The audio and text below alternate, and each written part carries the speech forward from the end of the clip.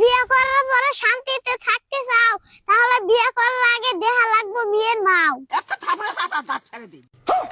আপনি আবার কি জন্য দেখেন রাগ? শাশুড়ির জন্য জাহান্নামে বসবাস করছে ছেলেরা বেশিরভাগ। ঠিক বলেছো। মেয়েরা যতই থাকুক ভালো, মেয়ের মাও খারাপ থাকলে ওই সংসারে হয় না আলো। হ্যাঁ, আমি এখন থাকবো চুপ। 10 বছর সংসার করার পরে ধরতে পারছি তার আসল রূপ। বলো বাবাজি। আমি চাই না আমার মতো কারো জীবন হোক শেষ। সারা শাশুড়ির মেয়েরাই ধ্বংস করে পরিবেশ। মেয়ের মায়ের কলঙ্কে যদি না থাকে খারাপ কোনো দাগ, পারবে কিছু ভুলের জন্য মেয়েটা ঘুরে গেলে হয়তো হিন্দিকা ভাগ। ভালো মেয়ে পরামর্শ দিবে তোর বিয়ে, তুই ভালো করে সংসার কর স্বামীর বাড়ি গিয়ে।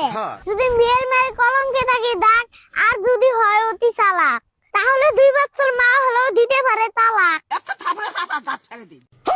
দেওসে কি জন্য ঝামেলা করে চাচি? বেশি কথা কইলে কোনো গলায় বাজাবো কাছি।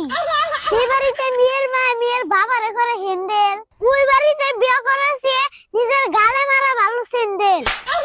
তার মানে কি বুঝতে পারছেন? মায়ের আচরণ মেয়ে পায়, জামাই বাড়িতে মায়ের মতন মাত বাড়ি করতে চায়। মিথ্যা কথা, আমি বিশ্বাস করি না। এইবার কি বুঝতে পারছেন দুনিয়ার মতি গতি? তালাক মায়ের মেয়ে বিয়ে করলে নিজের জীবনের হয় ক্ষতি। এর ভক্তভোগী ভুগতেছে ওই ভাড়ার মতি। মেয়ের মায়ের যদি থাকে খারাপ স্বভাব, তাহলে মেয়ের হয় না বাতার অভাব। কারণ মায়ে কিছু করলে মেয়ে দেয় তার উল্টা জবাব।